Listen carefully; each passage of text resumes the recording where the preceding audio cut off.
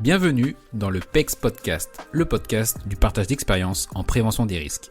Je suis Alexandre Zèbre, ingénieur sécurité et créateur du site web safetyvigilante.com. Sur ce site web, vous retrouvez tous les épisodes du podcast bien sûr, mais aussi des vidéos et des articles pour booster votre culture sécurité. Ce podcast existe pour tous les acteurs de la prévention qui veulent progresser en sécurité au travail et apprendre de l'expérience passionnante de mes invités.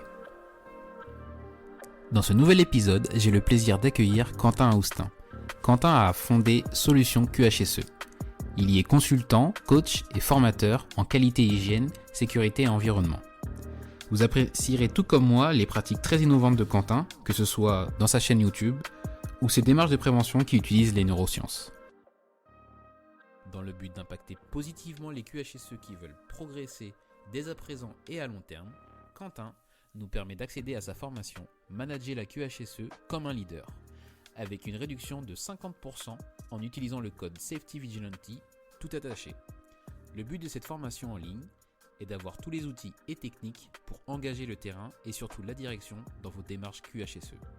Vous y apprendrez comment augmenter votre leadership ainsi que votre efficacité professionnelle, et cela tout en respectant un équilibre de vie qui est essentiel pour continuer à prendre du plaisir dans votre activité d'acteur de la prévention. Retrouvez toutes les informations dans la description et bon épisode. Bonjour Quentin, comment ça va ?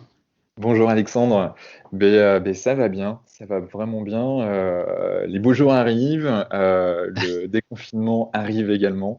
Donc non, il y a de belles choses qui arrivent, donc ça va plutôt bien pour moi. Je te remercie. Alors moi c'est un plaisir du coup de t'accueillir aujourd'hui dans le podcast parce que tu fais des choses que j'espère qu'on va pouvoir aborder qui sont assez innovantes pour le domaine dans lequel on est de la prévention des risques. Et donc on va commencer par Solutions QHSE. Est-ce que tu peux nous présenter un peu l'activité de ton entreprise et ce que tu y fais pour les autres entreprises ? Ok, merci Alexandre. En fait, Solutions QHSE, c'est à la base en effet de la pure digitalisation de la formation. C'est-à-dire que en 2017, lorsque j'ai monté justement Solutions QHSE, j'avais cette vision en fait de me dire, je vois dans plein de domaines, notamment le web marketing ou autre, je vois plein de domaines en fait qui se digitalisent, l'entrepreneuriat, etc. Et je me dis, mais en QHSE, en prévention santé sécurité au travail, c'est vrai c'est un peu encore archaïque.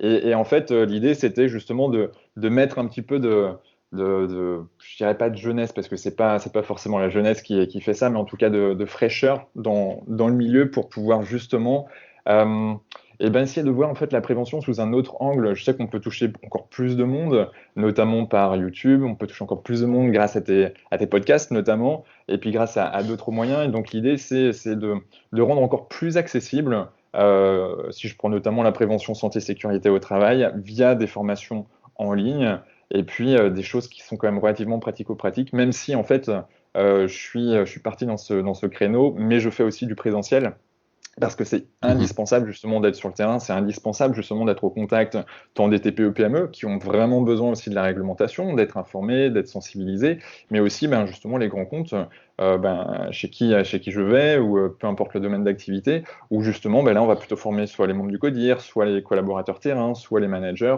pour qu'ils aient une vision en fait un peu différente de la prévention santé sécurité au travail, si je fais vraiment un focus là-dessus, parce que c'est indispensable. On sait que c'est un réel levier de performance, la prévention santé sécurité au travail.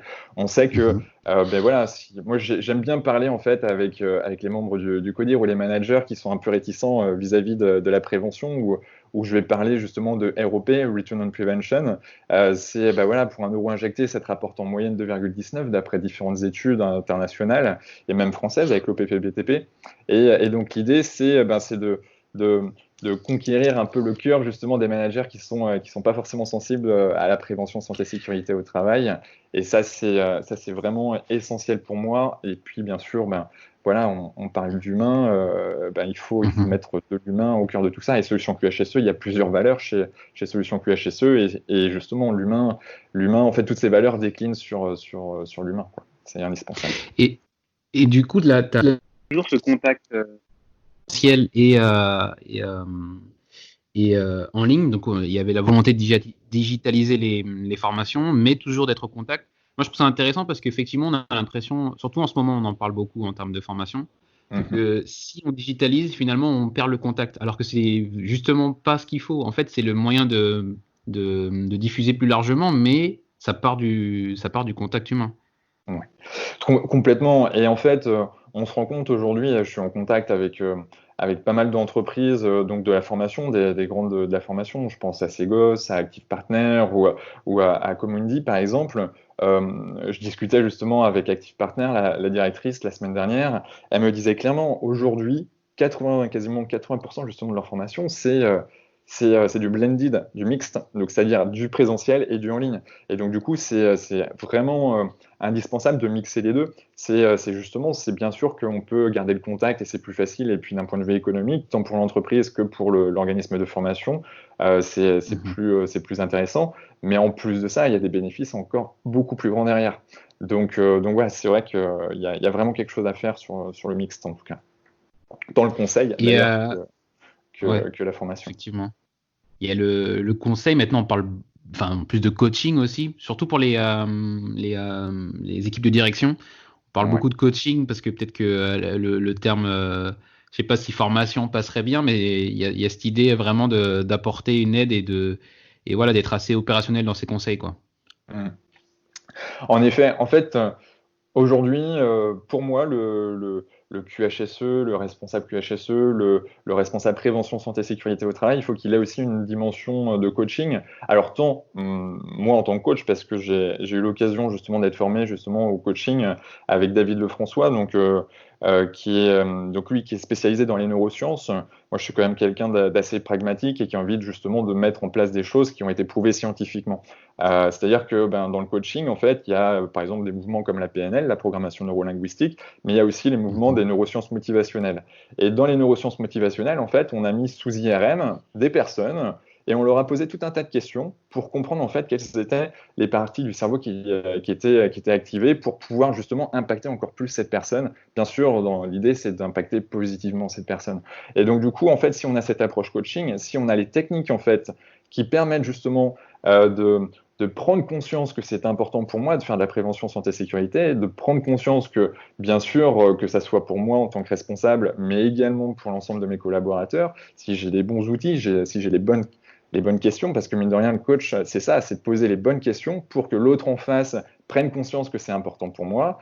Et puis ensuite, derrière, pour moi, pour lui, le collaborateur, et puis qu'il mette des choses en place derrière. Parce que vu que ça va être lui, ça va être ses informations qu'il va donner, hein, ça va être ses solutions. Automatiquement, derrière, il va s'engager plus facilement et derrière, il va être dans l'action et il y a d'autres mécanismes humains qui rentrent en compte derrière qui sont positifs. Et alors, est-ce que tu peux nous expliquer comment Quentin, quand il va voir une équipe de direction, comment ça se passe de manière pratique? C'est-à-dire, quand tu vas voilà, les coacher, enfin, je sais pas de A à Z, mais en tout cas, faire une session de coaching avec eux, comment ça se passe dans les faits? Alors là, je vais rester justement dans le milieu de la prévention par rapport au coaching, mais ce que j'accompagne aussi bon, tout type de managers et de Oui, dirigeants, très bien. mais sur des thématiques beaucoup plus larges comme la confiance en soi et d'autres problématiques sur des émotions, sur des croyances, etc.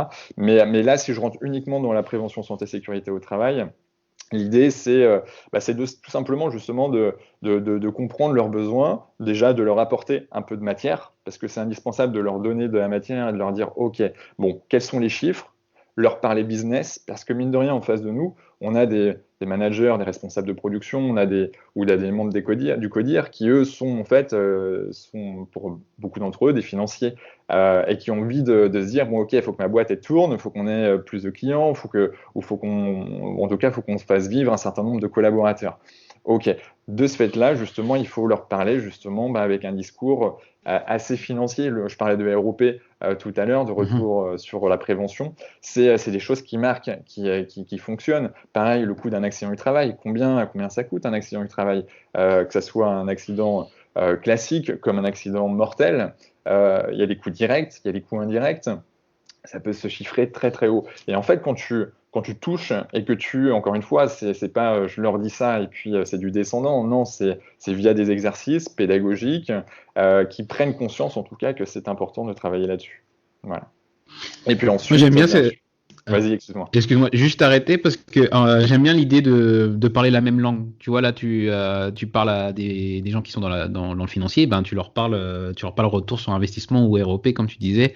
Et finalement, dans la communication en prévention des risques ou autre chose, forcément, ça passe par là aussi. Et c'est indispensable. Mm.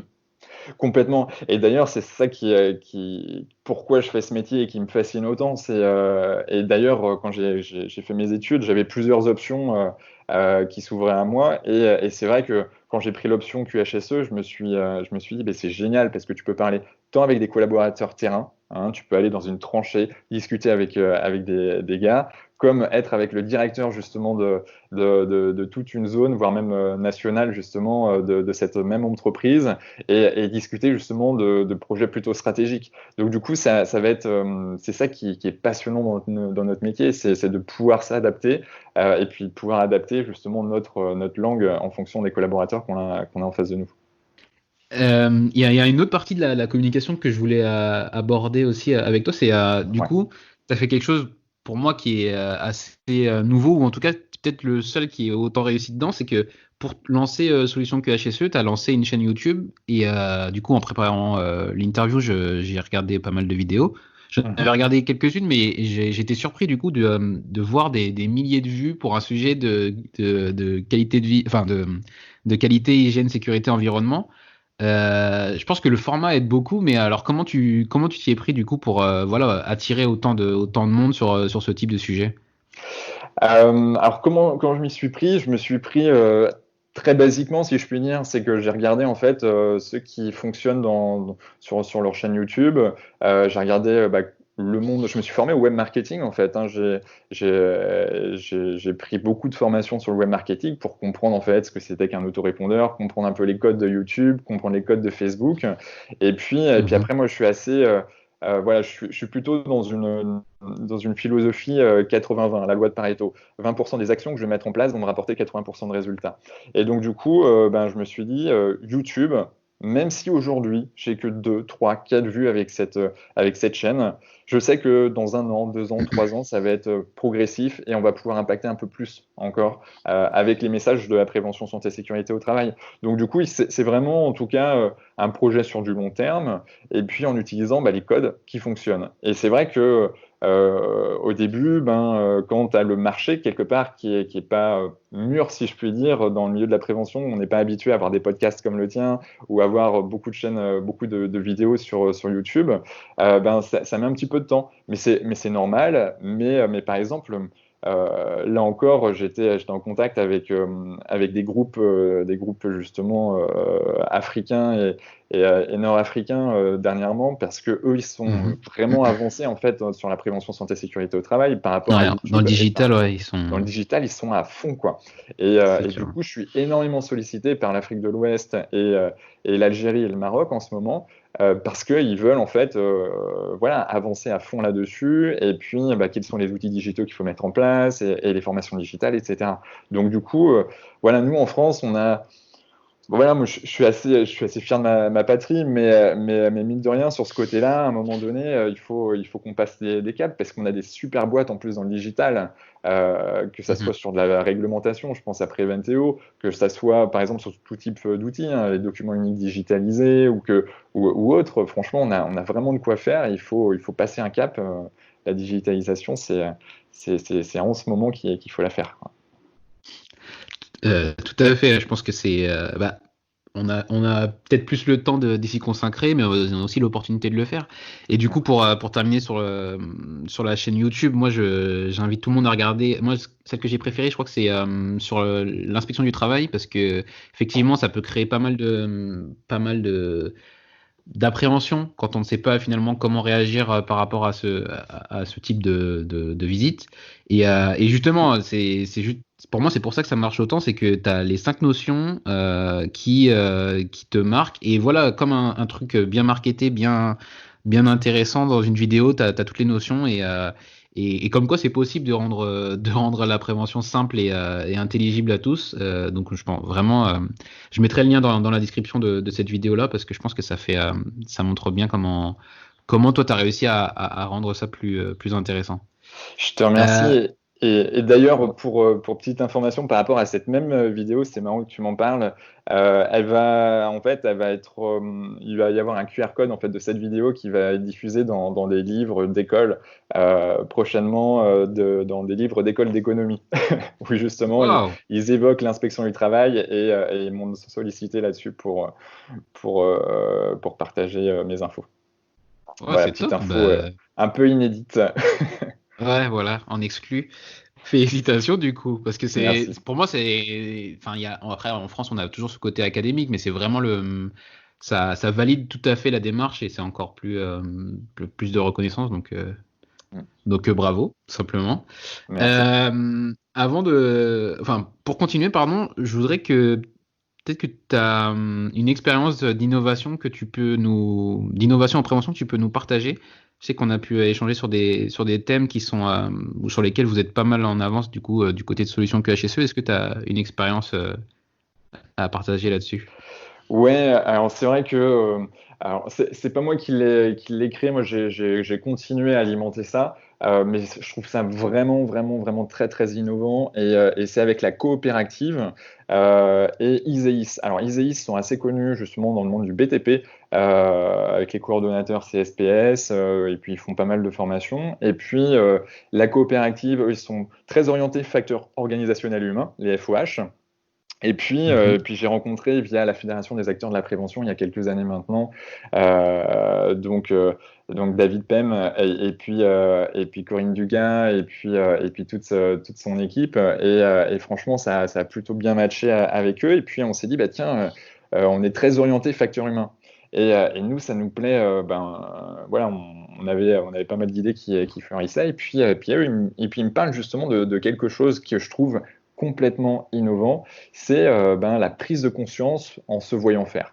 Et ça, je trouve ça juste génial parce que connaissant maintenant les mécanismes humains, on sait qu'il y a vraiment on va dire trois facteurs qui permettent de prendre conscience. Soit je me brûle une fois, deux fois, 10 fois, et au bout de la 10e fois, je vais me dire, ah, ok, bon là, en effet, ça brûle, le feu, ça brûle, je vais plus refaire la même chose. Donc ça, c'est une première fois. Le deuxième facteur, c'est questionner le collaborateur qu'on a en face de nous, hein, avec des questions justement qui ont été testées sous IRM et IRMF. Donc là, c'est la partie coaching dont je te parlais tout à l'heure. Et puis, il y a un troisième point, c'est se voir faire.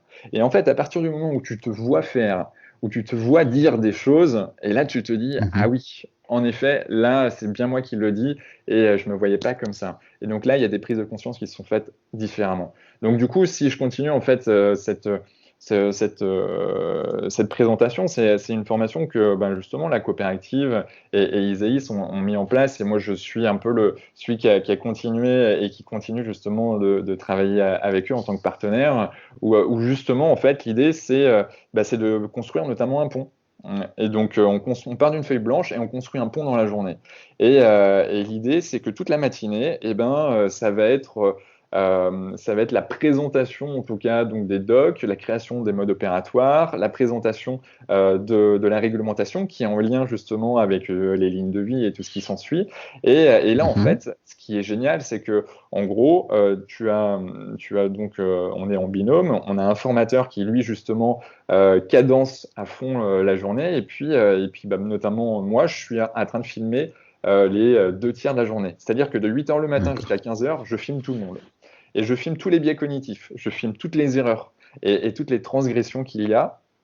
Et moi, ça me permet de construire en fait le PowerPoint, donc la formation qu'on délivre de 15 heures à 17 heures. Donc en gros, ils vont construire un vrai pont. D'accord. Et là, en fait, avec toutes les problématiques qu'une équipe peut avoir, hein, que ce soit les intempéries, que ce soit la caisse de matériel, que ce soit les biais cognitifs, parce que voilà, il y a une réglementation qui nous dit qu'il ne faut pas y aller, et pourtant on y va. Donc voilà, il y a plein Mhm. de choses qui font que derrière, ça permet de prendre conscience à des managers qui ne sont pas QHSE, et même des membres du CODIR, hein, parce qu'il y a tous les managers et toutes les strates hiérarchiques des entreprises qu'on accompagne qui sont formés. Et là, ils se disent qu'il y a vraiment des choses intéressantes là-dessus. Et quand tu travailles sur les facteurs humains, 96% des accidents du travail sont liés aux facteurs humains. Pourquoi en fait il y a autant de boîtes qui bossent sur la partie technique, qui coûtent beaucoup plus cher, alors qu'au final, si on met de la formation, un peu de coaching, et justement qu'on prend la température auprès du terrain, ça permet justement d'avoir des leviers encore beaucoup plus puissants derrière. Donc voilà, il y a vraiment quelque chose à faire sur cette partie-ci. Donc Je voilà, trouve je trouve cette innovation, enfin cette façon de faire vraiment. Moi, j'avais jamais entendu auparavant le fait de filmer tout simplement, de filmer dans un premier temps, c'est peut-être simple, mais après d'en analyser les biais cognitifs, je trouve ça assez fort et sur un projet, voilà, d'une construction d'un pont ou autre chose, ça doit être. bien sûr. Enfin, je pense qu'il y a une prise de conscience qui doit être assez instantanée pour les gens parce que c'est vraiment très différent de voir écrit les biais cognitifs sur un slide que de se voir avoir un biais cognitif en vidéo, je pense. Exactement. En fait, l'idée, c'est bien sûr, après, il y a le titre de la slide qui dit, bon, ben voilà, on arrive sur les biais cognitifs ou un truc comme ça. Mais en fait, l'idée, c'est plutôt on voit les vidéos et puis après, on commente. Donc, du coup, le fait de se voir faire et surtout de toi commenter un peu comment toi tu as fonctionné et que les autres commentent aussi les réactions de chacun, je pense au niveau des biais de groupe, la vision tunnelaire et d'autres biais cognitifs qu'on peut avoir. Et là, en fait, tout le monde est en train de prendre conscience que, au final, c'est notre quotidien. Au final, on fait tous 30 erreurs par jour. Alors ça, c'est la moyenne. Il y a des stats qui en sortent. On fait 30 erreurs par jour, que ce soit en pro et en perso, sur 24 heures. Donc à partir du moment où tu sais ça, où tu te dis, ah mais oui, en effet, et puis le nombre de fois où je prends ma voiture, et puis que je me souviens plus de la dernière minute parce que je pensais à autre chose, quoi. En fait, c'est pareil sur chantier, c'est pareil dans une usine. Les collaborateurs pensent aussi à autre chose. Et là, mais c'est normal. C'est complètement normal parce que le cerveau humain ne peut pas justement être focus sur un temps de plusieurs dizaines de minutes sur un seul et même sujet. Donc voilà, c'est passionnant. Ouais. Ouais, tout à fait. Ouais. Donc, merci beaucoup pour ce partage. Je pense que c'est justement la volonté de ce podcast, c'est de partager les meilleures pratiques possibles. Et ça, en termes d'innovation, il y a vraiment quelque chose d'assez fort. Donc, encore merci Quentin pour ce partage. Maintenant, je pense qu'on va revenir sur ton parcours. Comment est-ce que t'en es arrivé à créer Solution QHSE? Finalement, t'es jeune, tu t'es dit il faut bouger ce monde de la formation SST, QHSE. Comment t'en es arrivé là? Comment je suis en arrivé là?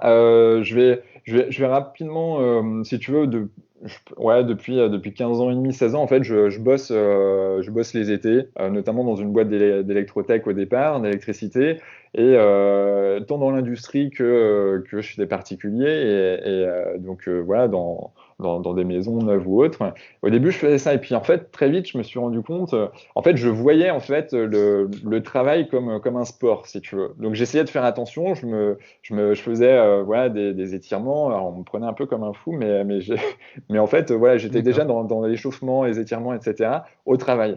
Et parce que j'avais cette conception-là, et puis en fait, très vite, donc j'ai eu plusieurs parcours en fait dans le domaine de l'eau, puis ensuite dans l'environnement au sens large, et puis après j'ai pris des options justement dans mon école justement à l'ISA Lille, qui est une école d'ingénieurs en fait assez généraliste, à la base très environnement, mais au final moi j'avais pris toutes les options QHSE pour pouvoir très vite rentrer dans ce milieu, et puis j'ai commencé donc entre un peu de consulting, mais ce qui est déjà, on va dire, la partie e-learning, je l'avais déjà en fait mise en application avec des copains de promo, parce que on avait un fil rouge, notamment en dernière année, où justement on a des projets avec des entreprises, et cette entreprise qui est de la conseil, qui est basée sur Arras, que je salue justement François, son fondateur, qui qui nous a dit, bah tiens, les gars, j'aimerais qu'on crée un projet e-learning sur voilà, une petite plateforme, etc., et qui serait à destination des entreprises pour sensibiliser sur latex, atmosphère explosive, par exemple. Et puis, eh ben, donc ça, c'était notre projet de fin d'études avec cette entreprise. Et puis, bien sûr, ça a fait des petits. Voilà, on avait réussi à vendre cette partie, à l'aide de François, bien sûr, bah, cette plateforme et du moins des modules de formation. Et puis, donc, il y avait ça, il y avait cette brique-là. Je me suis dit, bon, tiens, le e-learning, c'est quand même quelque chose de pas mal. Le fait de digitaliser, de sensibiliser autrement, sur des formats assez Mhm. courts, ça peut être pas mal. Ensuite, bah, du coup, moi, je me suis dit, voilà, moi, j'ai fait des études, je veux savoir ce que c'est qu'être manager, quoi.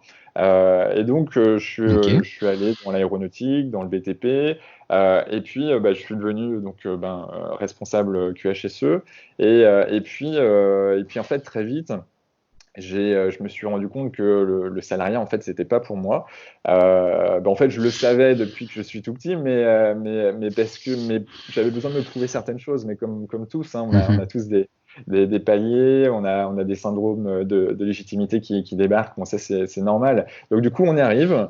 J'y arrive. Et puis, au final, je me dis, bon, ben voilà, faut vraiment que je bouge parce que là, ça me correspondait pas trop. Voilà, après, il y a un système de valeurs, il y a tout un tas de systèmes, de choses. Je pourrais peut-être en parler un peu plus tout à l'heure, mais voilà, par rapport à la mission du QHSE et puis par rapport à nos Mhm. valeurs qui sont importantes. D'ailleurs, on en parle avec sur les facteurs humains avec certains des managers que j'accompagne, purement sur la QHSE, hein, pas que le reste. Et Mhm. donc là-dessus, à partir du moment où je me suis dit, bon, mais voilà, en effet, le salariat, c'est pas trop pour moi, mais je vais quand même tenter une aventure start-up. Donc sur Montpellier, c'est D'accord. comme ça que je suis arrivé sur Montpellier. Et puis en fait, voilà, comme un accord, on a vu que bon, ça matchait pas trop. Du coup, je me suis dit, bon, ben voilà, en effet, là, c'était le 16 mars, c'est le jour de l'anniversaire de ma petite sœur, hein. C'est pour ça que je m'en souviens aussi bien. J'ai passé une nuit à cogiter et je me suis dit, bon, mais là, Quentin, faut que tu montes ta boîte parce qu'il y a que ça qui t'anime vraiment. Et en effet, à partir du moment où j'ai switché, C'était une là, je me suis évidence dit, du coup pour toi? ouais, c'était une évidence. Ok. C'était une évidence justement de passer dans le monde entrepreneurial, d'une part, et c'était une évidence aussi pour moi de digitaliser et d'essayer de rafraîchir au maximum en fait la prévention santé et sécurité au travail. Alors, je dis pas que je rafraîchis, mais en tout cas à mon échelle, j'essaye de rendre ça un peu plus fun parce que mine de rien, quand je vais dans des entreprises, hein, que ce soit des TPE, plutôt en local là pour le peu sur Montpellier ou dans des grands comptes en France ou même Mhm. un petit peu à l'étranger. Clairement, bon, la prévention santé sécurité au travail, ça fait pas rêver dans certaines boîtes. Et là, justement, en fait, là, tout est en train de prendre son sens à partir du moment où tu travailles sur les facteurs humains et qu'on n'est plus sur du technique ou du réglementaire, ou pas que sur du technique et du réglementaire, c'est que c'est l'homme au cœur de l'entreprise. On enlève l'homme, la boîte, elle fonctionne plus. Donc, du coup, à partir du moment où tu fais attention à ses conditions de travail, si tu fais attention aux collaborateurs, automatiquement, il va vouloir donner plus, il va vouloir être beaucoup plus enclin, justement, à être beaucoup plus productif et puis être fier de porter les couleurs de sa boîte, quoi. Et à partir du moment où Mhm. tu es fier de porter les couleurs de ta boîte quand tu vas courir le marathon et que tu es fier de dire, bon, mais voilà, je fais partie je sais pas, je pense, voilà, à n'importe quelle boîte, mais c'est quand même super chouette, alors tant pour les dirigeants que pour le collaborateur. Donc voilà, donc je suis arrivé là-dessus. Donc envie de digitaliser, rafraîchir un peu tout ça, et très vite en fait, je me suis rendu compte que ce qui me plaisait vraiment, c'était pas forcément la réglementation, c'était pas forcément le technique, parce que il y a des personnes beaucoup plus compétentes que moi. Par contre, Mhm. la partie purement humaine, donc facteur humain, c'est vraiment quelque chose qui m'anime. Et c'est pourquoi en fait, j'ai décliné sur une école de coaching derrière, que j'accompagne les collaborateurs justement dans une démarche certes QHSE, mais pas que. Et l'idée, c'est à partir du moment où on a des êtres humains, l'idée, c'est de les rendre plus heureux, plus épanouis, parce qu'à partir du moment, on le sait très bien, ça c'est les neuroscientifiques qui nous le disent, si tu es plus heureux, tu vas être plus épanoui et tu vas du coup être plus performant. En fait, tu peux pas être à 100% de ta D'accord. performance si tu n'es pas épanoui ou heureux. Donc du coup, c'est purement prouvable d'après les neurosciences.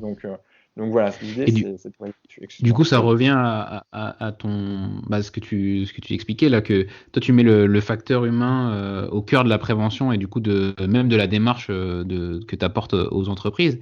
Et, le. bon, j'imagine que ça rejoint aussi ce qui t'a fait le plus apprécier cet aspect-là de la prévention. Ouais, ouais, ouais. En fait, pour tout te dire, quand j'étais en tant que salarié responsable QHSE, je me suis senti un peu seul, faut le dire. Je me suis senti, on va dire, c'était vraiment compliqué parce que tu débarques, tu sors quasiment de l'école, et là, alors du coup, c'est bien, j'ai eu la chance d'être directement responsable avec un bon poste et tout ce qui va avec. Et franchement, c'est top. Et heureusement que j'ai vécu ça. Mais d'un seul coup, en fait, tu prends conscience que entre ce que tu as appris à l'école et ce que tu vois sur le terrain, ou même en stage, il y a déjà deux mondes. Et en plus de ça, ce qu'on t'apprend pas forcément à l'école, c'est de travailler sur les facteurs humains. Et encore une fois, moi, je suis à fond sur la loi de Pareto. C'est-à-dire qu'en gros, hein, quels sont les 20% de résultats qui vont m'apporter, les 20% d'actions qui vont m'apporter 80% de résultats. Les 80%. Et du coup, Mhm. quand tu sais qu'en final, 96% des accidents du travail sont liés à des facteurs humains, et qu'au final, on te dit à l'école qu'il faut travailler sur la réglementation et sur la partie technique et sur ce genre de choses, ben, à un moment donné, tu te dis, bon, ok, mais ça, tu le sais pas forcément parce que toi, tu arrives un peu assez naïvement, si Mhm. je puis dire, de l'école. Et Et, surtout, et ça veut vas-y. dire que quand tu es arrivé directement bah, en sortie d'école et que tu avais ce poste-là, toi, tes premiers challenges, c'était justement de t'attaquer à la réglementation, aux aspects techniques ou directement tu as identifié le facteur humain comme la voie de progrès? Alors, j'ai expérimenté en fait on va dire la voie de l'humain parce que j'ai subi en fait, je devais faire de la prévention, mais quand tu fais de la prévention et qu'au final, t'as pas forcément les moyens humains, organisationnels, financiers pour te donner les moyens et en fait à acquérir et puis atteindre les objectifs fixés. Ben ouais, du coup, j'ai vécu en fait ce qu'un manager, ce qu'un collaborateur peut subir en fait en termes de pression, si tu veux. Donc du coup, en fait, le facteur humain, je l'ai vécu, si tu veux. Les problématiques humaines, je les ai vécues. Et en fait, parce que j'avais pas forcément le bagage et puis j'étais pas forcément, faut le dire, accompagné pour justement atteindre justement mes objectifs quand on arrive justement dans une entreprise. Mais ça, c'est une autre problématique, mais ça fait partie aussi de l'école de la vie. Donc Mhm. ça, c'est un point. Et c'est vrai que moi, j'étais focalisé sur, en effet, OK, donc on a une certification MAS, on a tous les échelons, en fait, comme ça, qui étaient présents. J'avais des managers qui me disaient, bon, mais OK, où est-ce qu'on en est au niveau du TFTG? Donc, du coup, ce qui les intéressait, en fait, c'était de connaître leur taux de fréquence, leur taux de gravité de leur business unit. Mhm. Mais au final, je me dis, bon, mais je leur donne des infos, je mets des choses en place. Mais il y a tellement de pans à travailler que il y avait des problèmes de priorisation derrière. Et l'idée, c'est de se dire, en fait, j'avais besoin de sortir de cette entreprise pour comprendre en fait toutes les problèmes d'une vraie entreprise qu'on pouvait avoir parce qu'en fait j'avais plus de recul quand j'étais salarié en toute honnêteté, hein. T'es dedans, t'es dans une sorte de vision tunnellaire, c'est un biais cognitif. Ok, bon Mhm. on a les différentes visites sécurité, on a les quarts d'heure sécurité, on a les groupes locaux de sécurité, on a tout un tas de choses. C'est génial, mais sauf qu'on est dans une culture sécurité dite calculative. Et en fait, à partir du moment où quand tu es dans du calculatif, tu n'es pas dans du proactif, t'es pas dans. Donc c'est un certain niveau, hein, c'est sûr, mais mine de rien, il manque quelque chose, c'est que c'est bien d'avoir du calculatif, c'est bien de mettre des objectifs, c'est bien de comptabiliser le nombre de quarts d'heure sécurité ou de causeries qu'on fait chaque mois, par exemple, et de visites sécurité. Mhm. C'est indispensable. Par contre, quand tu deviens à faire que ça et que tu es en train de t'es focalisé justement sur ces chiffres et que tu n'es pas sur le terrain à. Pareil, je reprends une visite sécurité. Une visite sécurité, comme je les faisais avant, c'était une checklist où est-ce que c'est conforme? Oui, non, oui, non, oui, non, oui, non. Et puis, D'accord. Ouais. ça y est, on a fait la VS, quoi. Sauf qu'aujourd'hui, on le sait très bien que Je pense notamment à Graffito qui fait des super visites sécurité avec qui je travaille également. Fabrice, il a mis en place justement une visite sécurité qui est top. C'est que plutôt que de prendre justement une checklist et qu'on dise conforme, non conforme, là, on va mettre des cases, non pas à cocher, mais des cases à écrire, où justement, on va se dire, eh ben tiens, sur les parties humaines, organisationnelles, techniques, eh ben qu'est-ce que je vois? Qu'est-ce qu'on peut mettre en place? Et puis, bien sûr, avec des mécanismes derrière où ben, on va regarder le collaborateur et puis autre chose, quoi. Mais ça, c'est repartir sur une autre thématique. Ouais. Là, ouais, c'était intéressant d'avoir du coup, le côté, justement, visite de sécurité que finalement on fait parce faut la faire. Mais déjà, l'idée du calculatif, j'aime bien parce que effectivement, ça devient ça et on ne sort plus que des indicateurs pour des indicateurs finalement parce que c'est les seuls qu'on se soit mis pour essayer de comprendre et de piloter la sécurité. Mais finalement, la checklist, elle peut pas être adaptée à toutes les situations. Donc, c'est intéressant d'avoir ça. Et du coup, ce challenge-là enfin, d'avoir une visite de sécurité qui est pas suffisamment efficiente, tu t'en es sorti comment? En fait, quand j'étais dans l'entreprise où je faisais des visites sécurité ou QHSE, à l'époque, je me rendais pas compte de tout ça. En fait, quand tu es responsable QSE, tu as pas mal de choses à gérer entre les certifications d'un côté, entre les accidents qui arrivent. J'avais une zone géographique entre Montpellier et Bordeaux, une vingtaine de sites sur cette zone au tout départ. Après, j'en ai eu un peu moins parce qu'il y a une personne qui est arrivée et qui a pu prendre en charge une partie, donc tant mieux. Mais c'est vrai qu'au final, quand tu es QSE et que tu sais pas prioriser, pareil, en termes Mhm. d'efficacité professionnelle, j'étais sous l'eau, je ne savais pas prioriser, je ne savais pas justement mettre des priorités sur, en fait, ça, la certification NAS, en effet, c'est prioritaire. Et puis, bien sûr, que quand tu as un accident grave qui débarque, du coup, hop, ça commence, justement, le NAS, il passe en second. Et puis voilà, tu avances comme ça, mais après, voilà, mon téléphone, il était toujours open, si tu veux. Sauf qu'au final, quand ton téléphone il est jamais en mode, il est toujours ouvert et que quand tu es obligé de bosser, quand tu dois bosser sur des sujets de fond et qui sur 1 heure, 2 heures qui sont justement indispensables de bosser, mais qu'au final tu es sans arrêt coupé parce que tu as ton téléphone, Interrompu, ouais.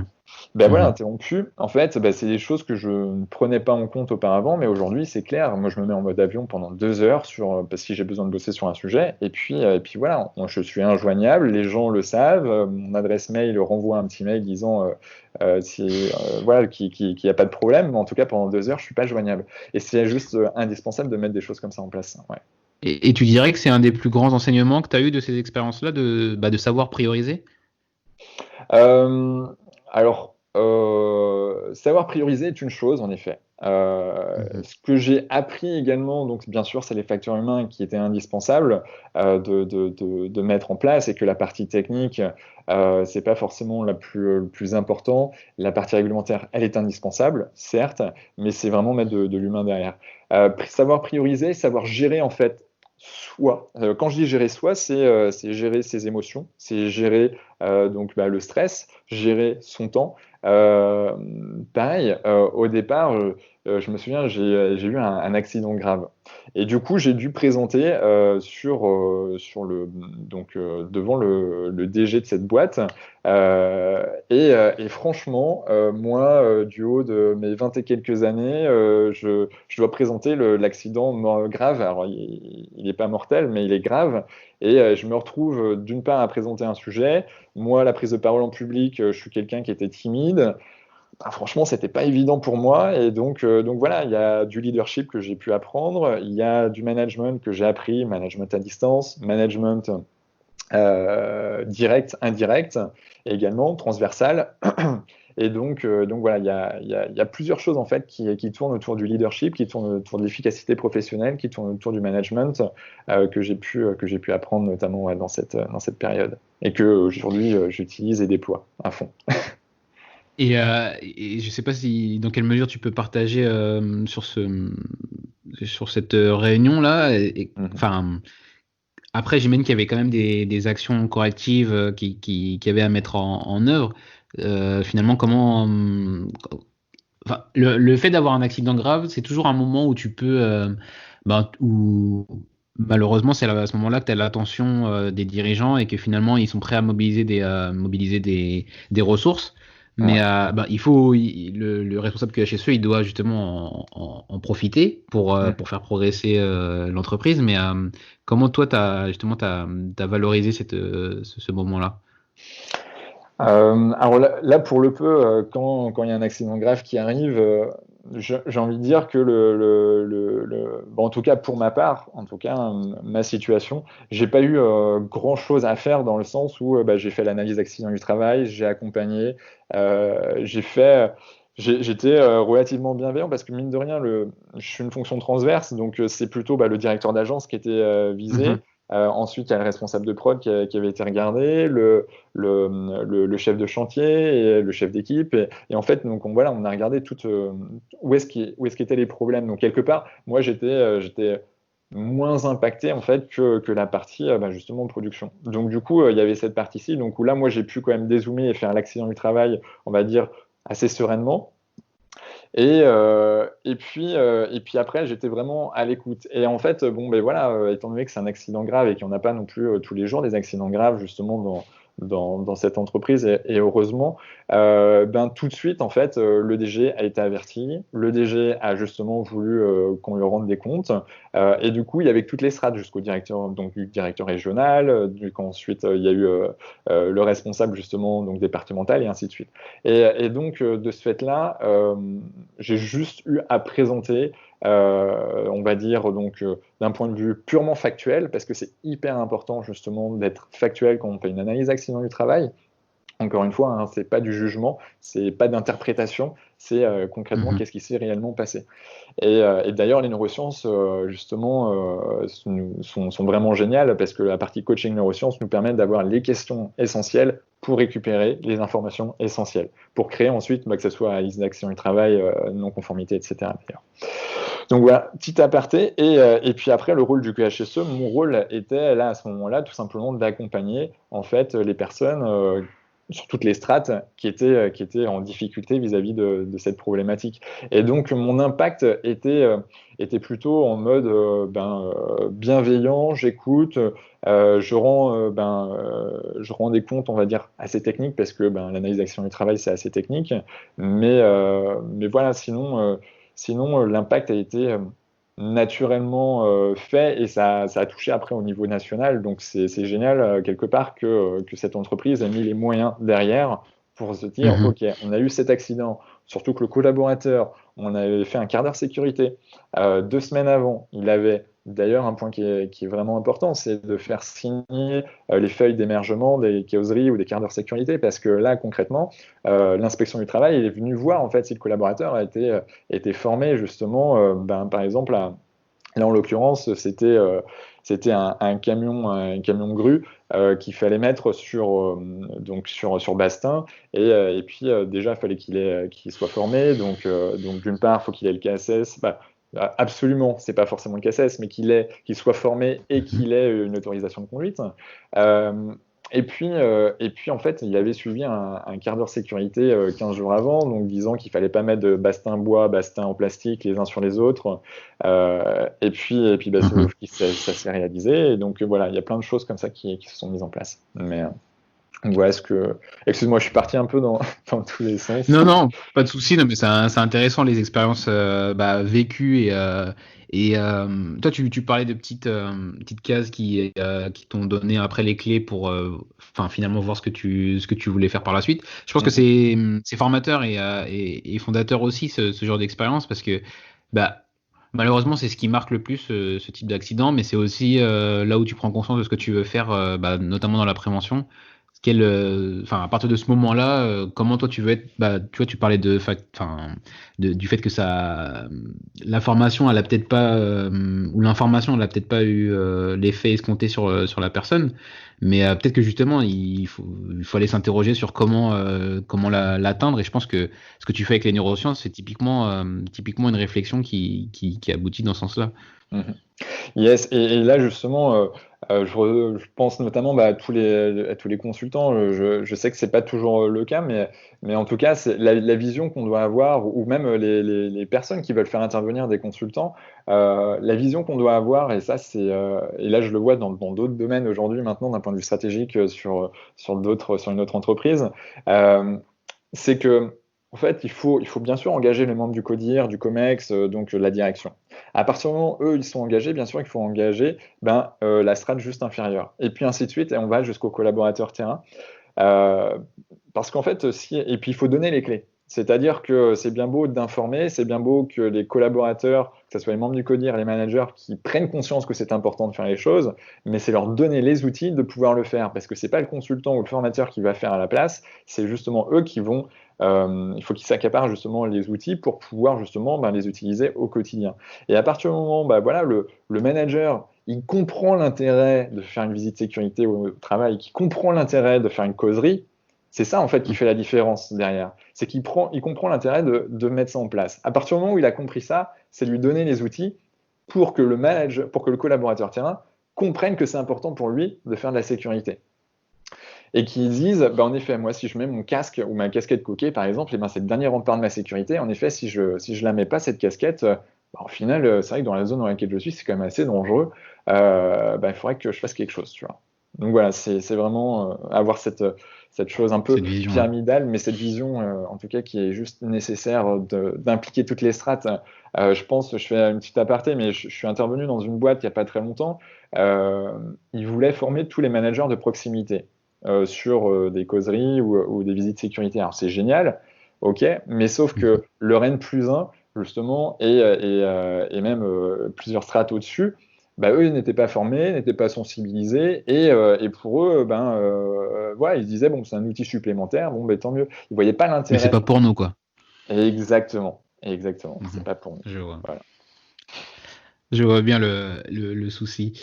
Du coup, on va avancer sur une autre partie un peu plus références et outils. Est-ce que tu as des livres ou des ressources web que toi tu consultes régulièrement que tu consultes et qui pour toi sont intéressantes à partager? Ouais, alors tu vois, purement QHSE, j'aime bien le grand guide des responsables QHSE. Donc qualité, hygiène, sécurité, environnement, je le trouve assez bien fait et très humain dans leur approche. Donc il y a une approche un peu technique, mais c'est la philosophie QHSE. Quel est l'intérêt de faire de la qualité, quel est l'intérêt de faire de l'hygiène, de la sécurité et de l'environnement. Donc ça, c'est quelque chose qui me parle vraiment bien. Il y a aussi toute la fonction qualité, santé, sécurité au travail qui est plutôt pas mal. Donc voilà, de l'usine nouvelle. Ouais. Ouais, exactement, de l'usine nouvelle qui, pour le peu, est assez technique et assez concis, justement, et qui est un bon outil pour nous, les QHSE, pour les préventeurs. Donc ça c'est un point qui est essentiel. Et puis après, c'est aller se renseigner.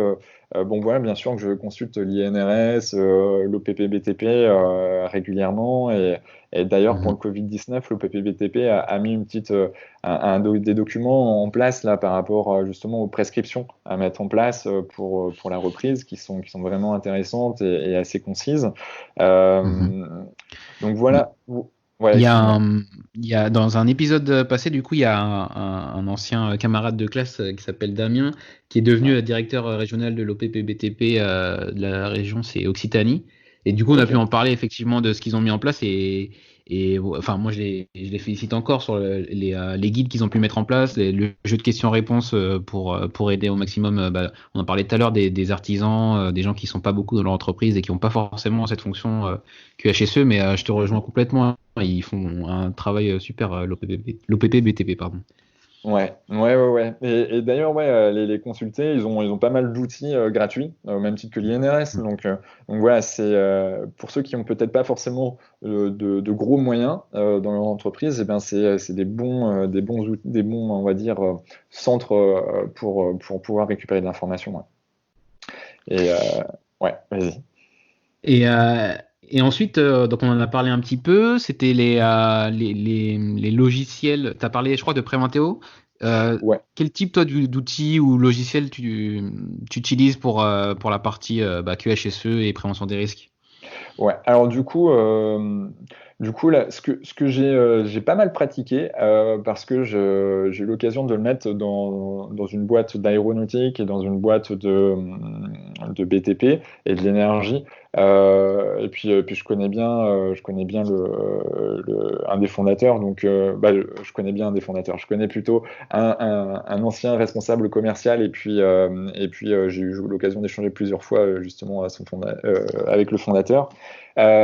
C'est Preventeo, en effet, je le trouve vraiment pas mal parce que mine de rien, ça permet d'avoir un outil sur la. Alors là, pour le peu, c'est la réglementation.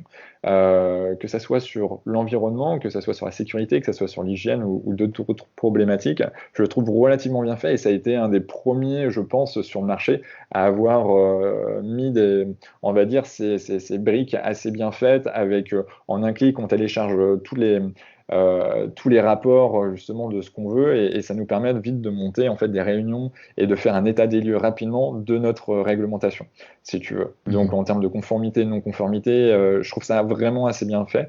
Euh, il y a des outils après, voilà, on parle de Calisphère, en effet, c'est une entreprise voilà, j'ai eu l'occasion de passer et puis Jérémy que j'apprécie, donc du coup, Jérémy Cicero qui est son dirigeant. Donc du coup, Mhm. voilà, je sais qu'ils font un super boulot, c'est très pratico-pratique. Là-dessus, je conseille. Et puis en fait, que ça soit que sur l'actualité, que de la sécurité ou que de l'environnement ou QSE ou QHSE, voilà, tout est faisable avec Jérémy. Il y a un point aussi que j'ai pas mal utilisé, un logiciel que j'ai utilisé. C'est même plutôt une application quand j'étais dans une de mes autres entreprises et que d'ailleurs je préconise, c'est Kizeo. Kizeo, en fait, je sais pas si tu connais. Ouais. Ça, je connais pas, non. Les ceux d'avant, ouais. Et d'ailleurs, Jérémy, donc si tout va bien, il devrait passer dans le podcast d'ici 2 épisodes. Mais D'accord. Kizeo, pas encore, non. Ok. Bah, Kizeo, en fait, c'est une application, si je ne m'abuse, c'est des gens d'Avignon qui ont monté ça. Et en fait, Kizeo, c'est une application qui te permet de faire remonter toutes les informations dont tu as besoin. C'est-à-dire que ça soit pour faire signer, par exemple, un quart d'heure sécurité, que ça soit pour remonter une non-conformité, que ça soit pour déclarer un accident du travail, que ça soit pour. En fait, si tu veux, c'est une application que tu as sur ton smartphone. Tu prends une Mhm. photo, tu décris ce qui s'est passé, ou tu fais ta visite sécurité sur ton téléphone, et en fait, ça bascule directement sur une plateforme, sur un fichier Excel, après que tu peux extraire. Et toi, en tant que Mhm. QSE, ça te permet de savoir sur l'ensemble de ton périmètre, eh ben, tous les quarts d'heure sécurité, toutes les visites sécurité qui ont été faites et toutes les non-conformités qu'il y a en permanence. Voilà, quand on a beaucoup qui peuvent être remontés, ça te permet de classer. Mhm. Et franchement, je trouve vraiment ça sympa et assez pratico-pratique. Ça fonctionne en multisite, pardon. C'est parce que souvent les applications Ouais. comme ça, je trouve qu'elles sont pas mal pour les boîtes qui ont plusieurs sites industriels ou autres. Ouais, en fait, elle fonctionne tant pour les multisites que pour les unisites. En fait, l'idée, c'est tout simplement, tu choisis ce que tu veux faire, tu remontes l'information que tu as envie de remonter, et Mhm. puis une fois que c'est paramétré, ben, tu bascules, et puis après, toi, quand tu es QSE et que tu as plusieurs sites à gérer aussi, par exemple, ben, c'est hyper pratique parce que tu sais que tel manager de tel site a fait telle remontée d'informations et qu'il y a telle non-conformité. Et donc, toi, dans ton plan d'action, derrière, tu enclenches assez facilement des actions et des suivis d'actions. Ça marche, bah c'est noté. Comme je disais, tout ça, les liens vers les outils seront dans la description de l'épisode. Pour terminer, on va passer à une partie sur l'avenir de la prévention Ouais. et 3 petites questions que je pose à chaque fois. Comment est-ce que tu vois évoluer le métier de préventeur à moyen et à long terme?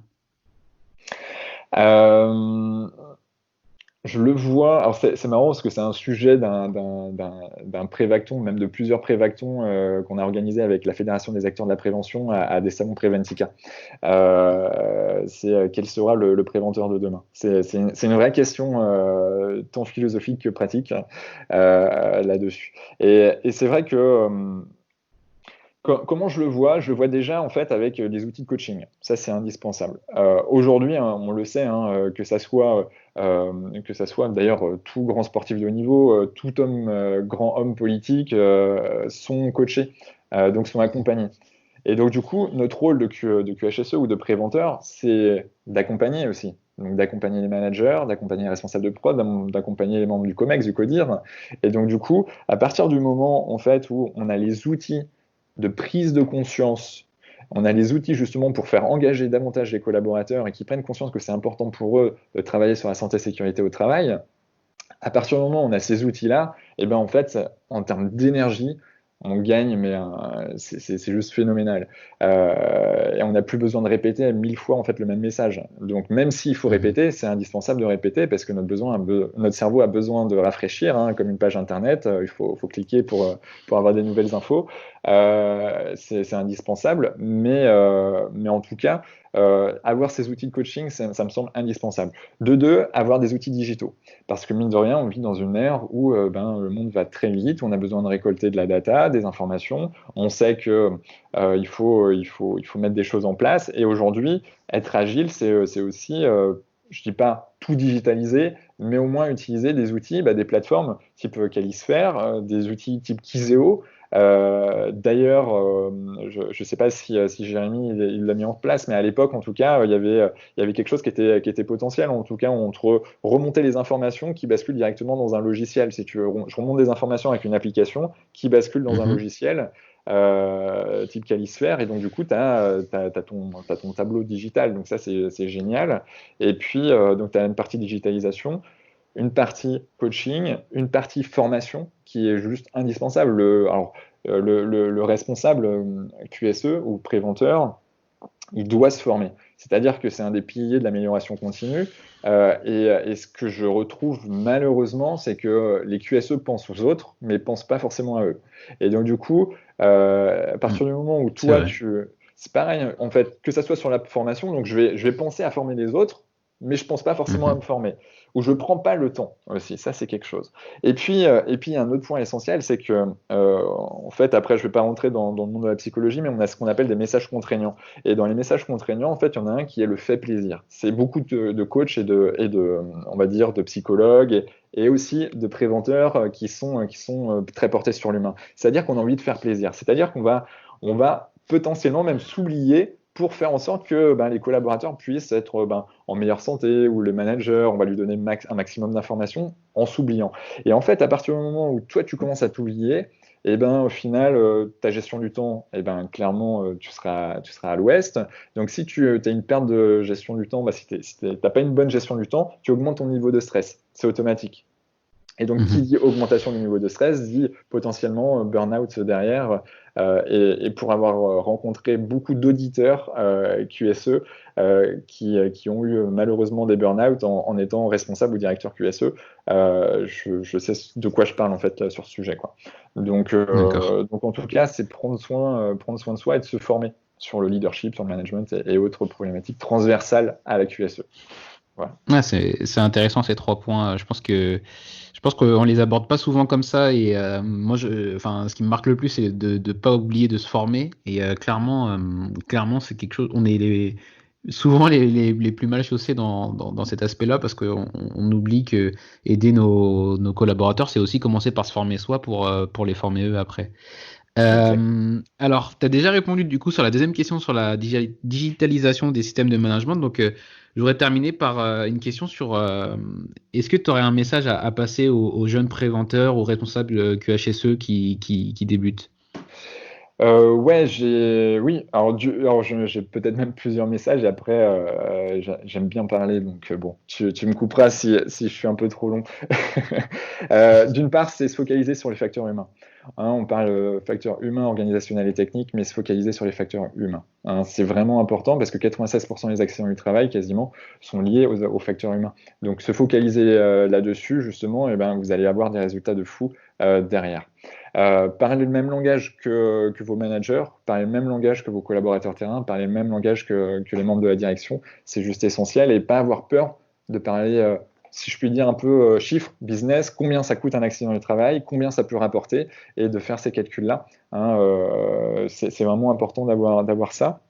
Et puis en effet, comme quelque chose qu'on n'apprend pas forcément à l'école dans les métiers du QHSE, c'est le management, c'est le leadership, c'est l'efficacité professionnelle et puis quelque part le développement personnel. Et en fait, à partir du moment où c'est bien, tu es armé, tu sais ce que c'est qu'un système de management, tu vois un peu comment ça fonctionne, tu as des outils techniques, ok, mais à un moment donné, on est sur de l'humain, on va manager des managers en tant que QHSE, et donc il faut avoir les outils fondamentaux du management, il faut avoir les outils fondamentaux du manager transversal, du manager direct et indirect, en fonction de nos postes, qu'on soit aussi, parce que mine de rien aussi, il faut qu'on ait un fort leadership. Il faut qu'on puisse se dire, ok, j'incarne la prévention santé-sécurité au travail. C'est notre mission, d'ailleurs c'est sur notre fiche de poste, mais mine de rien, quelqu'un qui l'incarne, et ben, automatiquement on va le suivre derrière. Voilà, on voit un peu ses paroles, on se dit, ok, non mais c'est clair, Thierry, Alexandre, voilà, c'est clair, moi en effet, il incarne la prévention et j'ai envie de le suivre.